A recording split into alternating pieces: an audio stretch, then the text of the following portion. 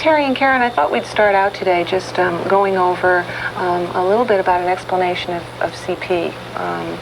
We've talked about cerebral palsy before, and I know in working with the other therapists that Kelly sees, you've probably had it explained to you, but I thought it might be helpful just to run through that one more time to make sure that we understand what we're talking about and see if you have any questions about it, okay?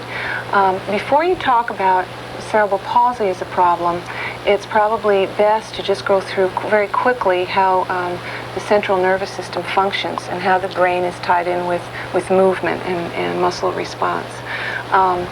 In the brain, there's a section that's called the motor strip, and it's just composed of cells that have direct connection and connection with a lot of other areas in the brain also to the muscles.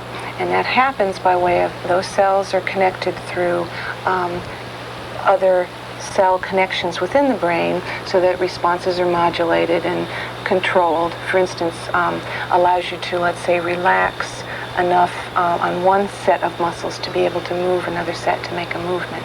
So a lot of things act to sort of modulate the responses from the motor strip. But basically from there, all of those messages go down through the spinal cord and are carried in the spinal cord to nerves which exit the spinal cord. They're called peripheral nerves. And each nerve has an end point in a muscle. It's a real simplified way of saying it, but basically, if you can kind of hold that in your mind, that the initial motor response starts in cells in the brain and then travels down through the spinal cord, through nerves, and ends up in muscle. It's sometimes, I think, easier to understand what happens then in cerebral palsy. In CP, there are a lot of reasons why some of those cells in the motor strip in the brain could be damaged for whatever reason. In CP, most of the time, it's because of prematurity, which we know Kelly was fairly premature. And because of prematurity, things can happen like the brain cannot get enough oxygen, and therefore some cells die and are damaged. For some children also, it can be disease processes like infection when they were in utero, that type of thing. It's hard to know exactly why and to give a definite answer as to why those kinds of things happen. But with Kelly, we do know that the damage is probably in the motor strip, because what happens when damage is there, you get a picture which Kelly presents, which is too much muscle tone, basically, high muscle tone. And that happens because the cells that usually have an end point in the muscle and create relaxation and create our ability to make a movement and relax enough, as I said before, to continue that movement smoothly, that is interrupted. So what happens is particular sets of muscles, usually in cerebral palsy, contract more than they normally would, so that they're, we call that high tone. They're working harder than they normally would and have trouble relaxing. And that's the case with Kelly. Also, one thing that's probably important to know, there's a motor strip on each side of the brain. The right side of the brain basically controls the left side of our body because of crossings that happen within the central nervous system. Those actual nerves and that carry the message actually do some crisscrossing within the brain to spinal cord area. When there's damage to something, cells within the motor strip on the right side, you get left side involvement. When that motor strip is damaged on the right side, you get left side involvement, which is what I just said, and conversely. If it's damaged on the left side, the right side is involved. With Kelly, what we would assume is that there was some damage on both sides of the motor strip, since his right side and left side exhibits that high tone. And we also know, very happily recently, that his hearing seems to be within normal limits. We've seen that on testing.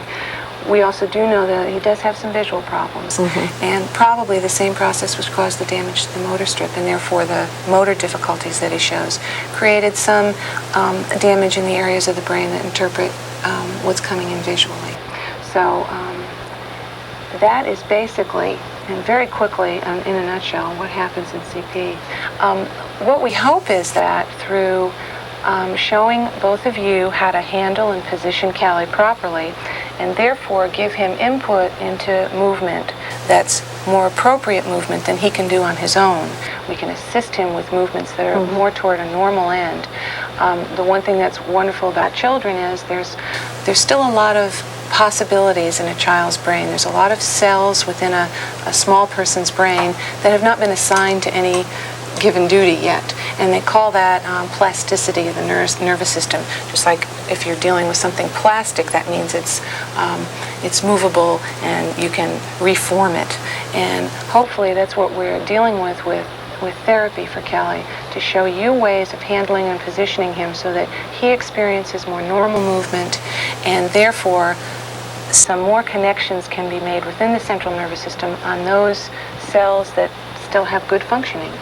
And we would hope that his movements can be changed and made more normal through that kind of handling. Okay, well now to relax Callie, and he seems like he's not particularly tight right now, there are several things we can do, and we'll show you a different way of doing it when we pick him up. But one good way, there we go. Am I moving your legs, huh? I've got you down here, huh? Is just rotate side to side. And he doesn't act like he likes that too much right now, huh? We'll do it gently to start out with. Now, he's letting me do this a lot, but I know from seeing Kelly several other times before that sometimes that's a little more difficult to get his legs up here and to do this rotation. If he was very, very stiff, let's say, in his legs right now, one thing you can do to get them bent up to the chest is just some gentle shaking like this. And he's letting me do it now. He's not resisting that a whole lot. But gentle movements are what you want to do to try to keep him from extending and getting tight on you. Anything very fast, and if you saw me do that right now, he reacted to it. Anything very quick, very abrupt, will tend to tighten him up a little bit more. So doing nice, slow, easy movements, some nice shaking like that. And what we want, yes, that felt good. That was a nice sound that came out. And what we want in his trunk is to get some nice rotation back and forth of that trunk to get him relaxed. Good breath in. That's interesting that he did that too, because sometimes when you get rotation in the trunk like this and you get his trunk relaxed, not only with Kelly but with other children, you can get a better breath in. I don't know if you've seen that in doing this with him, but breathing, a lot of congestion and breathing problems can sometimes happen with kids who have Kelly's type of involvement, and stimulating a nice deep breath like that can be a really, really good thing. All right, well, I'll have you try that in just 1 second. The other thing that we want to be careful of with Kelly is to be sure that his pelvis stays nice and loose. That's a boy, good for you. So while you were diapering him, let's say, or dressing or undressing him, you can also do this kind of procedure where you're lifting him way up in the air, and he's nice and loose. Mommy and Daddy have been working with you nicely, huh? There we go. Whoops, he never has liked that real well. Haven't liked that, huh? Might be because he does have a little bit of tightness, and it kind of puts it on stretch when you get him up there.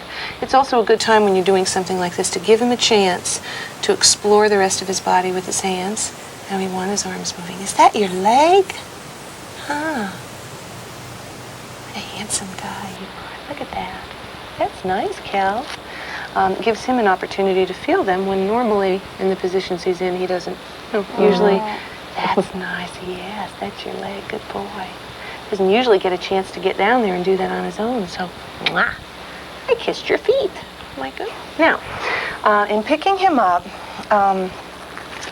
I know that you see Helena at Scottish Rite. I'm not sure if correct me if this is a little different from the way that she has told you. You can show me the way that you do it if there's an easier way you've worked out. But in picking him up, what I would be trying to do is also give him the feeling of letting him help with the movement a little bit, okay?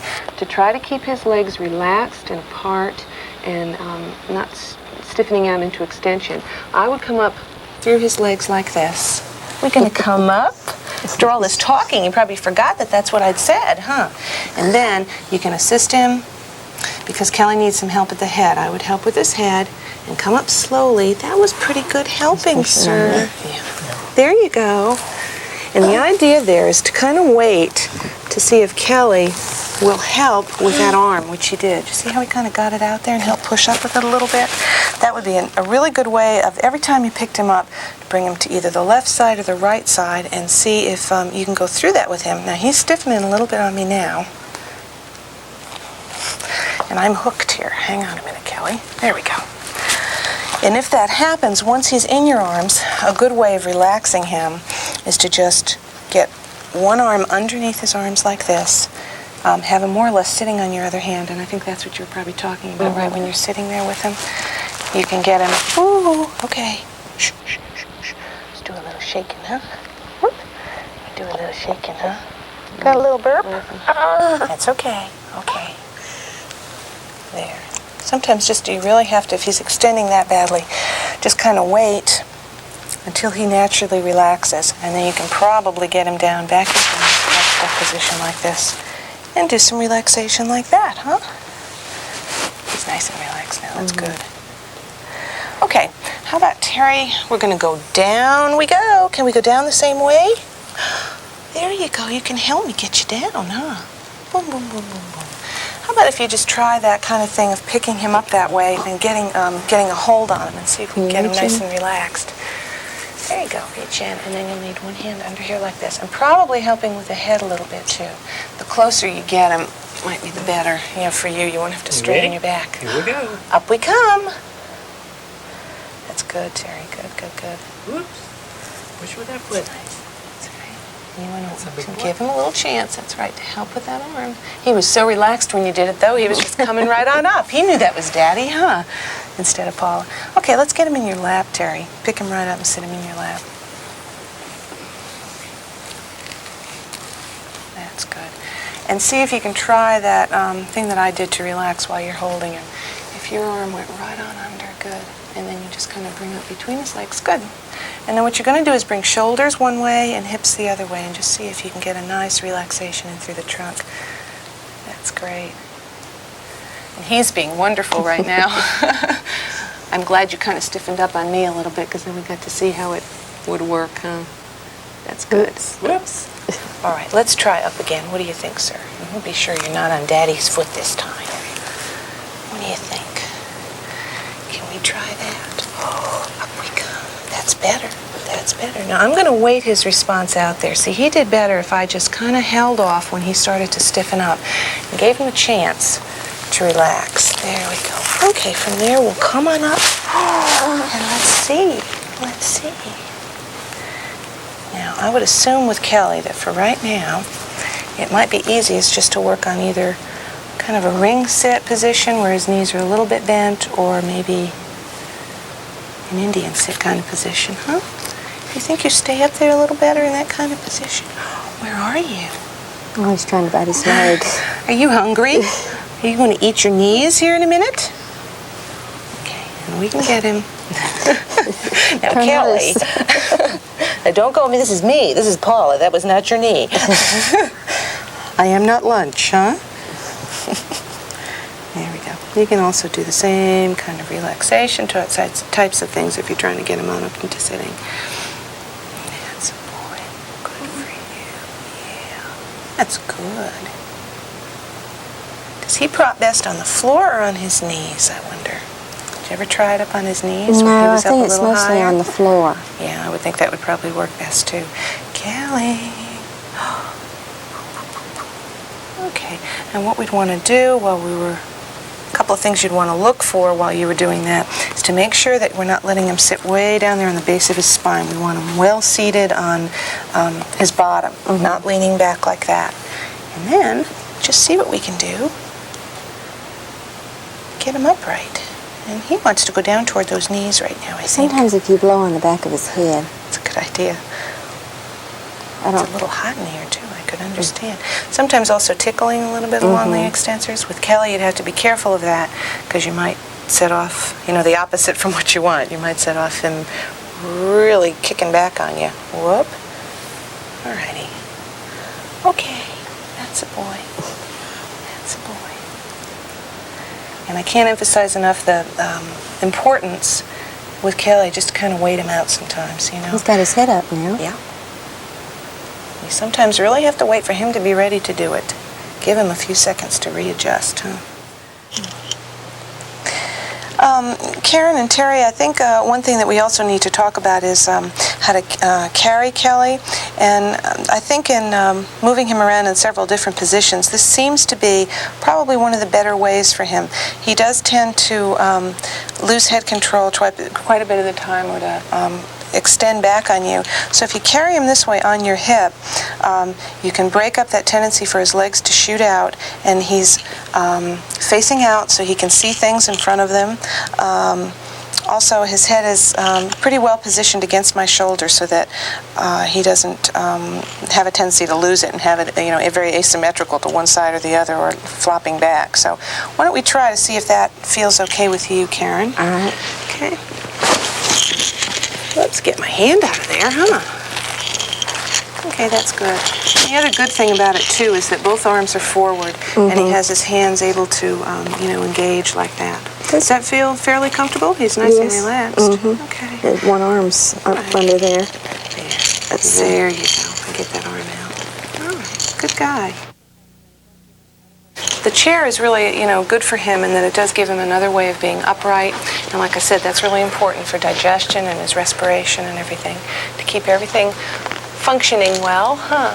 And it also gives him that ability to exercise some, you know, control over his head, probably get a little better control. I like the fact that strap was added, though, because it positions him better. I know you had a problem before in the chair of him falling forward and then his head really being back a lot of the time, so that looks good.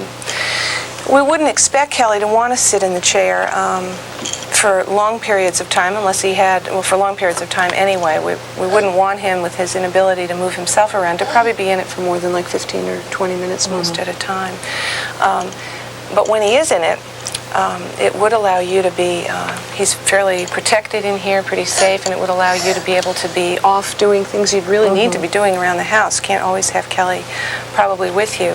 But the fact that this is mobile, it also allows you to bring him, I'm sure, room to room, and that can be a really good thing too, especially if he has these things stuck on his tray, so he's got something to play with. He was upset one night, and I was running him through the house, keeping him entertained. Sort of wheeling him through the house. Right. One thing we've done over here is, you know, a really, really nice setup for when he's in the chair. It also would be nice to permanently leave up here in your house, because if you set him up on the floor sometime and you made these so they were, you know, adjustable up and down, which these are, he'd be able to be playing with them down on the floor if he was in some of those side-lying or prone over the little towel roll while he was on the floor, or even in the chair. And these are nice in that they've got a lot of nice colors, and some of them make noise too, which would be really attractive for Kelly. If you're going to help Kelly feel some of these things, I try to probably do it from his upper arm rather than to grab his hand and pull. Let it tickle his arm? Oh. If you grab from down here like this, he tends to tighten up against it. It's a lot better if you can kind of relax him a little bit from up here and guide him toward it using upper arm rather than pulling on his hand. Ooh, what is that over there?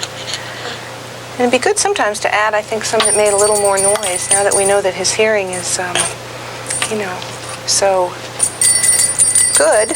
If he had some things that were making a little bit more noise, that would probably really be helpful. What do you think? Can you do that one? Okay, Karen, we thought now we just talk a little bit about feeding with Kelly. And I know that you've in the past fed him on your lap, which was a good position for him when he was littler, but he's getting big enough now that I really think using something like this feeder seat is going to make it easier for you in terms of keeping him in a pretty good position, and you having two hands free to work with him for feeding. So let's see how he does with taking a bite. First, let's let him smell it. Are you ready so to he eat? knows it's coming. Kelly? Good. Kelly. Now I'm going to tap his hand. That's what he's... Good.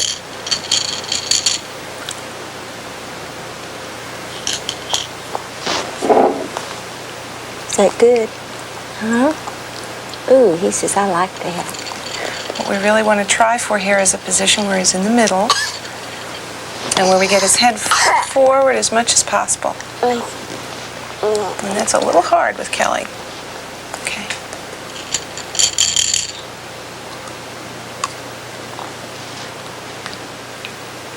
Okay.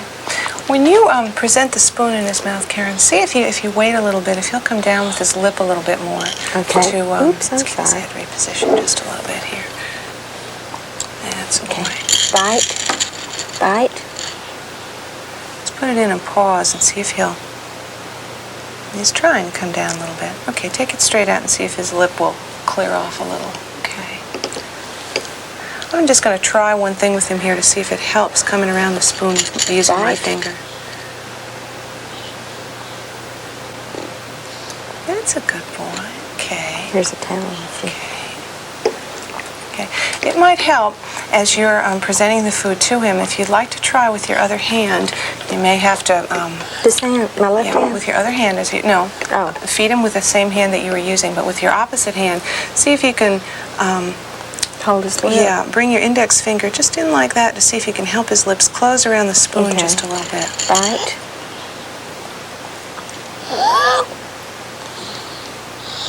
Okay, he's reacting a little bit to being touched around the face. Is that pretty usual? Sometimes we'll react a little bit negatively to being up around his face like that? A little, Okay. but I don't touch him that much around his face when I'm feeding him. Right. So this is new. Right. One thing we may want to do before we try that kind of procedure to get him ready for feeling a little bit around the face, if before you do the meal and you have him positioned in the chair, it might be a good idea. Your head is slipping, huh?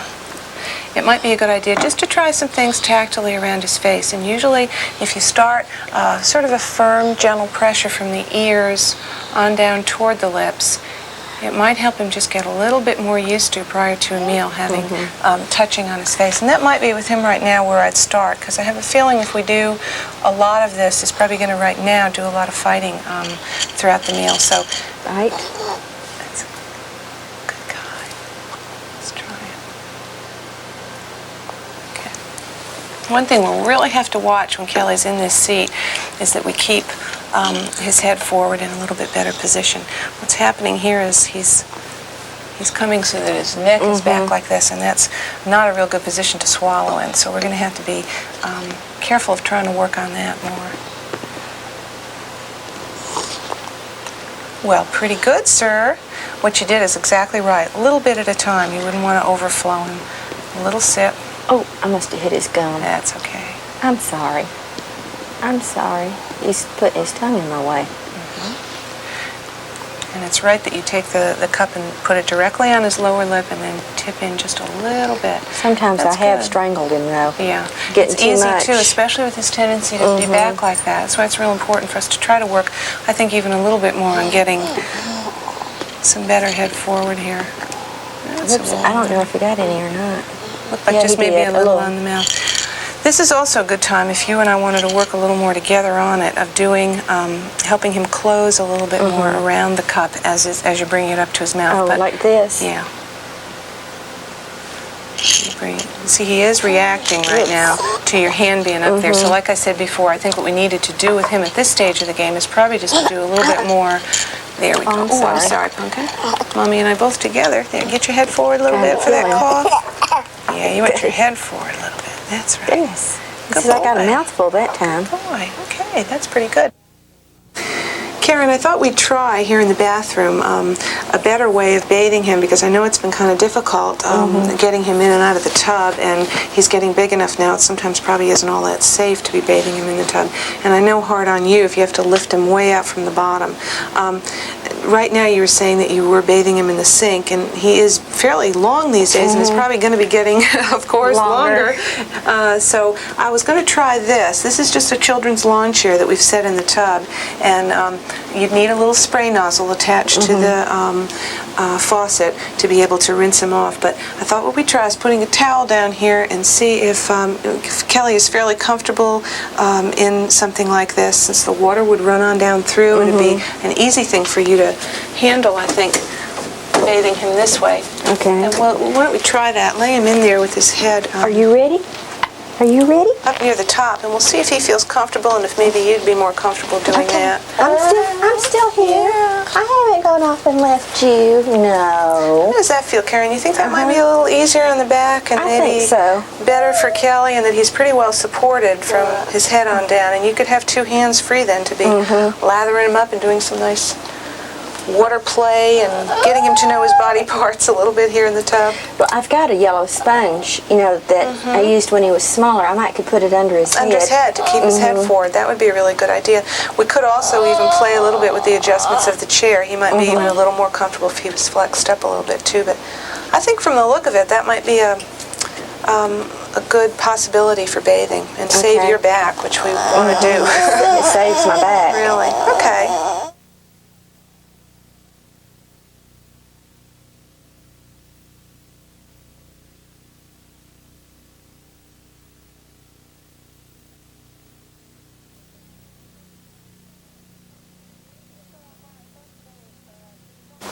Mr. Glenn, I thought today we'd start out just talking a little bit about seeing if we could go over a little bit about Muhammad's motor problems and just make sure that we understand where his particular problems come from, okay? Basically, I think we've talked about before, the brain controls all of our movements. And in Muhammad's case, even though we're not quite sure why, he had some problems early on, whether that was a lack of oxygen to his brain, or possibly or possibly a infection kind of process. We know that he had a hearing loss resulting from those problems early on, and we also know that he has a motor problem resulting from those same problems. What's happened in Muhammad's case is that he certainly has a lot of movement, and we know that from how he can scoot around on the floor, but the quality of his movement is a little different from normal. We know when Muhammad moves, he either moves in big kind of movements where he's sort of flailing, and he tends to extend backwards, push his head back and push his trunk back, so those movements are kind of big and uncontrolled. Which results from the fact that at times when he tries to initiate movement, his muscle tone, the general movement in his body tends to increase. His muscle tone tends to get kind of high, and those cause those big movements that we see. At other times, if he's especially tried to hold a position for a while, we know that he can get a little floppy, kind of a little noodly, and that's because his muscle tone tends to get lower. The reason for that is there are centers in the brain that control how movements are graded. Whether we can exercise kind of fine control over certain movements. Those areas in the brain that control that kind of fine-tuning of muscle power is what was probably damaged with that initial process when he did not have oxygen to his brain. We call that cerebral palsy, and we call that particular type of cerebral palsy athetosis or athetoid cerebral palsy. All that really means is just that he has a tendency for his muscle tone to be high at some times and really low and floppy at other times. So basically what we're trying to do with our work with you, with all of your handling with him at home, and my work with him, is to try to give him some feeling of, you're really looking at me right now, huh? Try to give him some feeling of what normal movement feels like, and by our handling of him, give him a little bit more of a base of stability off of which to work. So those things that we've talked about in terms of picking him up and how to carry him and things like that, those things that we're doing minute to minute every day are hopefully giving him a little better feel for what normal movement feels like, and will eventually help him take over some of that control. The one thing about little children that's particularly good is that their brains have a lot of cells within them that are not yet assigned to a particular task. So if we can show him better ways of moving, hopefully some of those brain cells that are still intact and have no damage, no problem, will be able to take over, and he will eventually be able to control his movement better. Okay, we were talking about the way Muhammad moves, and one of the things that in the past anyway we had always noted as a problem was that along with the fact that he didn't have total control over his movements, he had also established some habits about his movements that were a little bit sort of a bad habit, in that he would always, early on when we first started working together, be laying on his back, and he didn't want to be in any other position. He really didn't like upright and really hated to be on his tummy. But in watching him move around today a little bit, he really seems to have started preferring that tummy lying position and crawling around on his tummy. Is that true? Is he doing a lot more of that at home? And that's really good, and I'm sure that was partially because of your good handling of him, trying to make him sometimes be on his tummy. And I know that was hard for all of us to try to get him to enjoy that tummy lying position, but he seems to have changed a bit about that, and that's a good improvement. It was not a very good posture for him to always be on his back, scooting around, if you remember how he used to do that all the time. So I look upon that as a really nice improvement. One position that we are really trying to encourage him to get into by himself, as we've discussed, is sitting. Upright for him right now, sitting up or trying to kneel up or stand up, is really, really important, in that he has spent a long time down on his back, and he feels a little insecure when he's upright. In addition, it's just the upright position is just real important for him to get control over his body, and also important for things like digestion of his food and things like that. So we want him upright a good portion of the time. That's a good boy. That's nice. One of the ways that we have talked about picking up and carrying to encourage him to learn how to sit up by himself is what we're going to go over now. And I'm going to do it first, and then I'd like to see if you can kind of run through it just to make sure we're both on the same track. We've discussed trying to give Muhammad a lot of... Whoop, honey bun, why don't you hold that for just 1 second, Mr. Alakhan. We're going to sit up, Muhammad. Oh, calm down. We're going to sit up. Yes, we are. We've talked about giving Muhammad a lot of firm pressure to help him support himself. So whenever you pick him up and carry him at home, one of the best things to do is roll him over on his side, give a lot of pressure down here at the hip, and then see if we can help bring him forward. There he goes. And help him come on up to sitting. Now what he did there, if you see, let's do it one more time. That's a struggle, huh? Calm down. Calm down. That's a boy. That's a good boy. We're going to sit up again. Yes, we are. What was really good about what he just did was the fact that he got his arm out and helped me push him up to sitting. So let's try that again. There we go. Good boy. There you go. Okay. Okay. And then we can get him in a supported sitting position, either against you, or if we can get him out like this a little bit. Good boy. We can help him if we play with him on the floor to maintain a sitting kind of posture. And you can even do that with a little bit of help against you. He usually tries to extend out of it, and a good way to stop that is just to keep one hand in front of him like this. And then if we had a toy, can we get that one, which is one of his favorites? Oh, look at that. We could try to see if he can get a little bit more support on his own out there. And right now, you don't like me around you, do you, Muhammad? There you go. That's a boy. That's a boy. And the idea here, Mr. Alakhan, is just to give gradually a little less control so that he's taking a little more of the sitting balance on for himself. That's pretty good. Okay, let's go back down, Muhammad. Can we go back down? You're doing it on your own. Could you just try, Mr. Alakhan, to go through that, and let's see how that works out in terms of coming up to sitting. Be probably best to turn. It really didn't matter. You can probably do him toward me. I think that'll be easier since you're in behind him. So why don't you do him over toward this side. We're going to sit up again. We're going to sit up.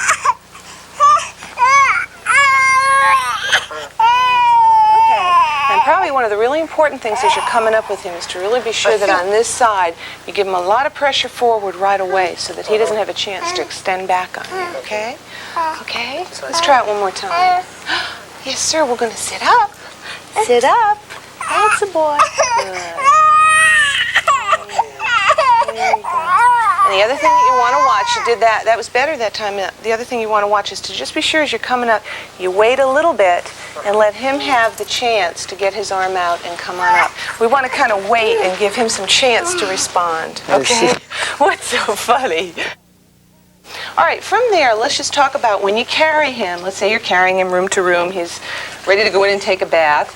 You can do that that procedure every time you go to pick him up. And then for Muhammad, one of the best ways to carry him is probably like this, okay? He's facing out then, and he's able to see what's happening in front of him, which is what we want him to do. We want him to be able to see what's going on around the room and with Mom and Dad. And also, because our shoulder is here and we've got him bent up, he's got a lot less likelihood of throwing himself back. If I tried to pick him up right now and carry him this way, right, I'd probably have a lot more of a problem with him throwing himself back and sort of coming right out of my arms, okay? This is a lot better way with Muhammad. There we go, to carry him. And he just looks a lot more comfortable. That's usually the way you do it, isn't it? I mean, have you found that carrying him this way? Because I know we've talked about that a lot before. And he just has his hands free to work out here and to reach out for things. And that's just a really good way, I think, to go with him. Okay. Look at that. Are you happy in there? The nice thing about this table arrangement, too, is that you can also string something across here like that, and put toys that you might be able to attach onto the string so that they don't keep falling off the table and getting away from him, and he can have something permanently set out. What's on there? Is this one of your favorites?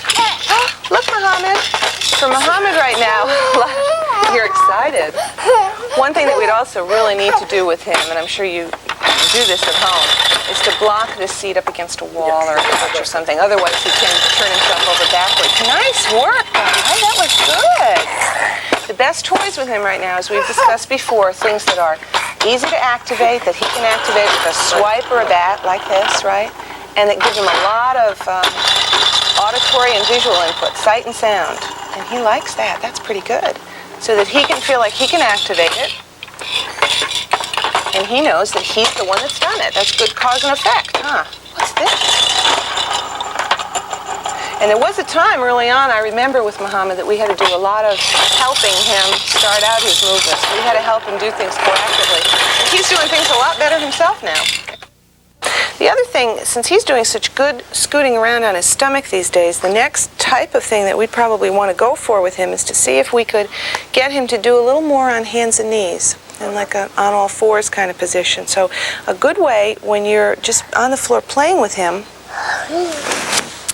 would be to see if you can get him over one leg like this.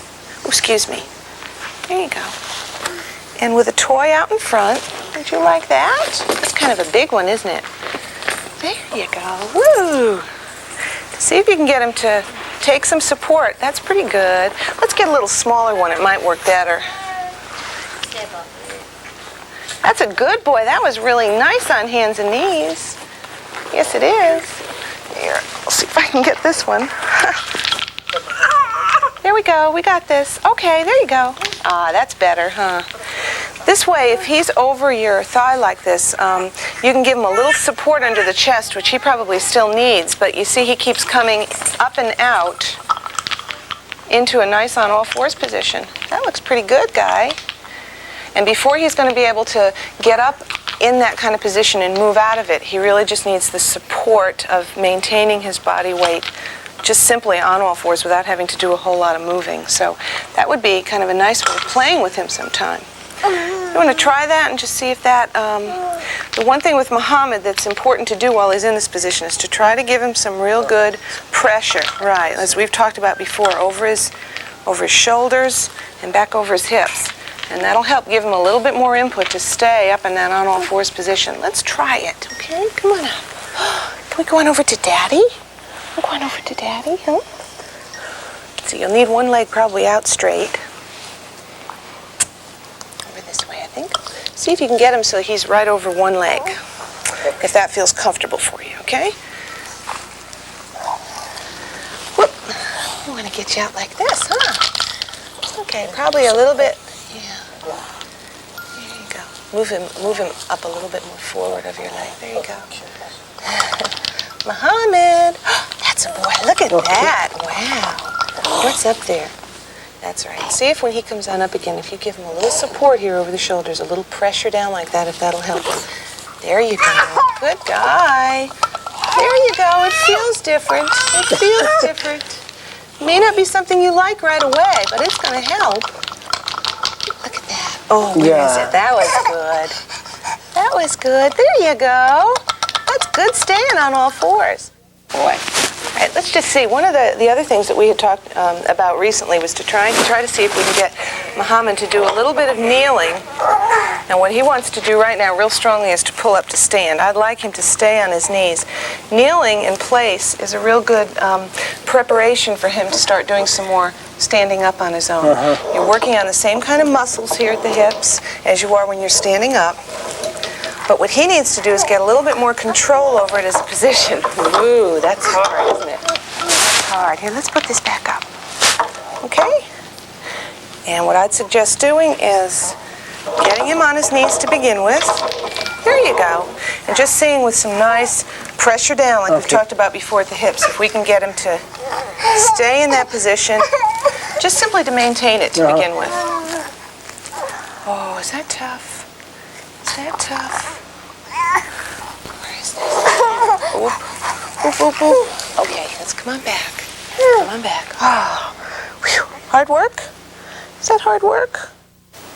That's really exciting news, though, to know that he is starting to want to use the utensil. If you can, whenever possible, and I'd suggest it probably at the beginning of the meal rather than the end, when he's most hungry and most motivated to go for the food, if you can just put the spoon in his hand and then hang on over his hand and just help bring it up to the mouth. You can even make the scooping of the food from the plate and on up to the mouth. That's really, really a good step for him, and I figured he'd probably be coming to that pretty soon. The more you can do that, and then try to take off your control, like maybe guide him through 1 or 2 mouthfuls, and then see if you help him scoop, if you take your hand off a little bit, will he bring it on up by himself? So you're trying to, bit by bit, get him a little more control over that, probably with like the last step of it, okay? We can't expect him right away to know how to hold it, scoop it, and bring it to his mouth, but we might be able to expect him fairly soon to know how, if we bring him through that part of it, him to finish it up to his mouth. So if you can kind of, we call it backward chaining, if you could just let him do that last step and then see if we can add on more and more little last steps until he's finally doing the whole thing. That's excellent. Good guy. And we know he doesn't have much in the way of chewing problems. He handles the food in his mouth pretty well. He chews it and swallows it without too much difficulty. We had also talked about bathing recently. There had been some difficulties, I know, at home just because of how active he is with Muhammad in the bathtub. He's also getting bigger and longer now, and it's pretty difficult to do him adequately with a sponge bath type of thing. So I know last time I had brought here to the house a bath seat for you. Did that seem to work with him? Yeah. Did it? Yeah, let's see if we can get that and just put him in it for right now, even though we're not going to really bathe him, and just see how his position is in it. Okay. Now, I lent you one that we happen to have in our program that's a commercial bath seat, but you can actually do the same thing in a tub with a child's lawn chair. And we have several families who are doing that right now. Here, Muhammad, look. Oh, my goodness. Who are using that? Let's see. He looks pretty nice in there. Does he seem to enjoy it? Yeah. Does he? Yeah, sure. And it must make it a lot easier in terms of him being able to relax in there and you not having to try to control him when he's slippery and wet in the tub. That looks pretty good. Does that feel nice? Have you had to strap him in at all, or does he stay pretty much in there without any kind of necessity for strapping? Yeah, it's necessary because he's exciting when he's on the water. So he starts trying to roll off and scoot off. Okay. Well, we're glad that helped them, Muhammad. That's super. Makes bath time a little more enjoyable, huh? That looks pretty nice.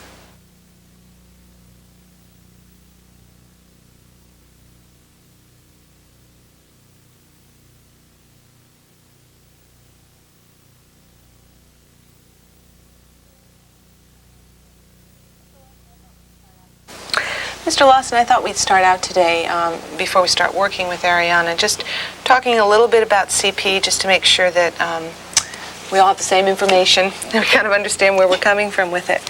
What do you want, Daddy? You want Dad? Calm down. As we've talked about before, Ariana, early on, either in utero or when she was first born, had some problems that caused some brain damage, and we know that that probably was the cause of her hearing loss and also of her motor problems. And as you know, the motor problems we refer to as cerebral palsy. It's basically just a catch-all term that says that there was damage to the motor parts of the brain early on, and therefore have affected Ariana's development since she's been a baby. Basically, her problem, she has a mixed kind of cerebral palsy, which we call ataxic, big word, and athetosis, or ataxia and athetosis, I guess I should say. Ataxia is really just a problem with balance, and as we work with Ariana today, I think we'll see those problems without any difficulty. She has some difficulties just controlling her movements when she's upright, walking, sitting, that type of thing. She tends to lose her balance very easily. She also has some fluctuations in her muscle tone. Sometimes, especially if she's trying very, very hard to do things, her muscle tone tends to get a little bit tight, and I'm sure you've probably seen that. If she's working, if she's working her hardest, she tends to get a little bit of high tone, and then at times, especially if she's relaxed or fatigued, if she's tried real hard to keep her balance, let's say for a long time, her tone will kind of get low and sort of spaghetti-ish. She'll lose it, and what we know about Ariana is she normally loses it into this kind of falling backward position. So what we've done a lot of work on, you at home and we at school, is to try to get her muscle tone here in the front of her body. And what I thought we'd talk about first that might help you out a little bit at home, we know that since Ariana has this balance problem, if she is sitting in a chair, and we can have her just sit up here for a minute, if she's dangling out in space and her feet are not on the floor and she's not very well supported, she's going to have a lot more of a problem keeping herself stable and therefore doing the things that she wants to do, playing, eating, whatever, helping herself get dressed. So do you want to sit in the chair? Come up here, let's sit. And I just thought we'd run through that a little bit. We do have a little chair here. Okay. I think we'll see as Ariana sits, and she'll probably do a good job and make us a liar right now. But if she's sitting with not a whole lot of support, it's going to be a lot harder for her to maintain her balance. And she looks pretty good here. She's also holding on. If she was trying to work on something with both hands, she'd probably get a lot of swaying side to side and start losing her balance. A lot better for play activities at home, and I imagine here in her room she probably has a little table or a little table and chair set for when she's playing and also when she's eating with the family, even if you have to get something under her feet, like put a little box or something under there. The more support she has to work off of, the better it'll be. And let me just show you that a little bit. Ari, whoop, there we go. That's tough in that chair, huh? Also moves. That makes it even harder. Can you sit in the little chair? Come on, let's sit. That's a girl. Plunk. Okay, whoopsie. What's wrong? Here we go, feet flat on the floor. A little chair like this where her feet are flat and she's got sort of 90-degree angles at her hips and knees, she's going to probably do a lot better, and especially if she has something in front of her like a table or a counter to play on or eat off of, it's going to be a lot better. Ari, my dear. So that's probably at home in terms of trying to help make her balance better and make her more functional. Just a real easy thing to always think about, you know. And here there may not always be, the chair may not always be appropriate, but if you can always think about having something under her feet, even if that's just, excuse me, pushing a box or something under there to give her some support. Funny lady. Okay. Well, one of the things that we also could work on today, let's get out our little beach ball. And we could go over just to be sure you feel comfortable with it. What's that? Is that our ball? Is that the ball? Do you like that? Yeah, it's going to bounce. We'll work on this together and just be sure you're comfortable with playing around with Ariana on this. This is a good way to work on her sitting balance and get some of her posture reactions a little bit more stable, which should help her in all different kinds of positions, standing, walking, sitting, whatever. Okay, Ariana, let's sit on the ball. Let's show Daddy, okay? Sit on ball. With a condition such as hers, does it tend to lessen or worsen with age? Okay. Usually, cerebral palsy, especially if we're talking about doing some programming for her that try to remediate those areas, you know, where she has her biggest problems, she should be able to get more control over her muscle with age. Okay. No, don't hit. That's because, first of all, there's a lot of potential in the brain, especially in a child's brain, for cells to take over. If there is damage up there, there are some cells that are usually not assigned a role yet. So with proper, you know, programming, where we're working on different activities with her to try to help those areas where she has her biggest problem, like balance, usually areas of the brain will take over and get her motor picture in the long run looking better. So especially with Ari's kind of problem, you know, sometimes if you're working against a lot of very, very high tone with a child, that can be a little more difficult, but we have seen really, in my experience anyway, that the balance type problems in particular tend to improve somewhat with age. Now, we can't say how much, and I certainly would never say that she would have perfect balance as she gets older. There may always be some problems there. Oh, but, yes, I understand that. But I would say that from what we've seen, from the improvements that she's made, that we could be pretty assured that she's going to continue to make those, and that it'll get better. Whoa, as she gets older. Let's see right now if we sit on the beach ball. Any other questions? Oh, that was a good one. No, not at the moment. Not at the moment? Okay. Let's see if we can sit on the ball. Ari, can you stay? Ooh, let's see if you can stay on there. The beach ball, as we've talked about, is a real good way. I think she wants to take her shoes off, huh? Take shoes off? Okay. We want you to work down in that position anyway. Sitting on the ball like this, she's really having to use a lot of the balance reactions that she needs to work on, so I'll give her a little support here. Okay, besides just working on having Ariana just sit on the ball by herself, we can also really help those trunk muscles work even harder by playing around with her on the beach ball a little bit like this. And I'm going to have you try this in just a second. Okay. This is really taxing to her trunk muscles. Oh, normally it's a lot more fun than that, huh? Ariana! Hey, Ariana! Can you stay on by yourself? The idea of this, oh, come on. That's fun. Paula! We do this. It's okay. Try hard by yourself. Up we go. Boom. Yes, good girl. Okay.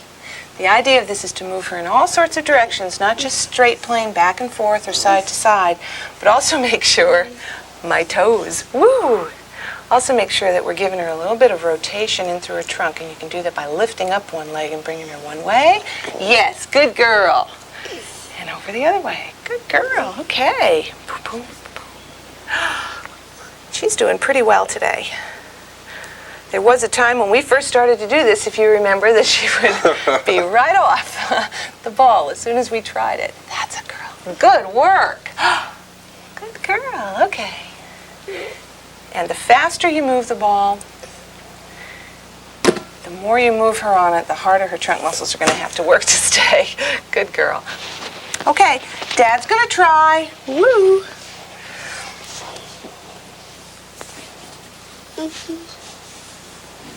That's it. And just so you can feel comfortable with it, you want to keep her bottom pretty well on the ball. And just try back and forth movements first, just to see if you can get a feel for it. That's a girl. Whoops. I'll help her just a little bit. If I start helping her too much, though, she's going to use me for all I'm worth here. Uh-oh. Okay, come on up. Come on up. Whoa. Come on, Ari. You need to try. Let's try hard. Okay, one of the positions Ari can be in to increase her stability and her control around her hips is kneeling. Is a really good way. Kneeling up against a table or a chair like we have her here, where she can come down to get something on the floor and then have to come back up into the kneeling position. She can get a little more control over that kind of movement, up to down, off the floor and back up. That's a girl. Can you get one? That would be a real good way of setting up a low table chair. We could have used that table here, or the chair. The chair's moving a little bit right now, huh? Get that? You put it in? Oh, too little. Where does that one go, huh? Try here. Okay. Where's another one, Ari? Can you just hold on to that, Mr. Lawson, so it doesn't turn? Thanks. Ari, where's another one? Down here, huh? That's a girl. Where's that one go? This is also a good kind of toy, or if you had several toys on a surface for her to play with, it's kind of good where you position things with Ariana, because if she has to cross the midline of her body and has to reach across herself, that offsets her balance enough. It's something she really needs to work on. She tends to stay with one hand on one side and one hand on the other side, and not do a lot of crossing in the middle, because it's hard for her. It usually makes her fall over. Where's another one? Pretty good. Up we go again. Where? It's a big one. You put it in. Good girl. That's nice. Okay, from here I'd like to switch her position if she'll tolerate that. Let's wait 1 minute. Let's do half kneeling, okay? You put this foot up. Another real good position to encourage with her is bringing one foot forward. She's got to do a lot of good weight shifts if she's going to do this. I'm going to take this sock off over here, just so your foot doesn't slip. Okay, up we come. This is good to encourage on both sides with Ariana, too. Hang on, babe. Where's one? Pick one up. Pick one up. And you might have to give her a little stability here at the knee. That's a girl. Where's one? Yes, good girl.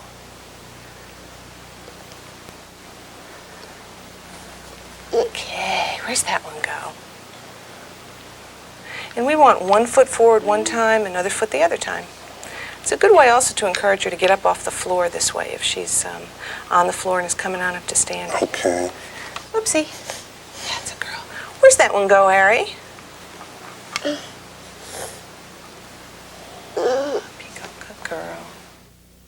Are there any particular toys that you could suggest getting for her that might help her motor skills any?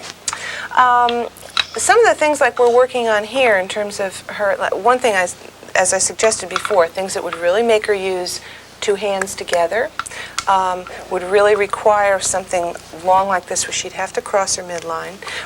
Some of the simple things that we've worked out to play with several children, or even to string a Nerf ball from a ceiling, or like if you have a suspended ceiling anywhere, or even from the back of a chair or a lamp or something, so it can be strung from up high, and have her practice batting at it, or if you strung it low to the floor, she could practice kicking it. Those are simple things where you don't even have to go out and get anything new or special. She could play it with her brothers too. Yes.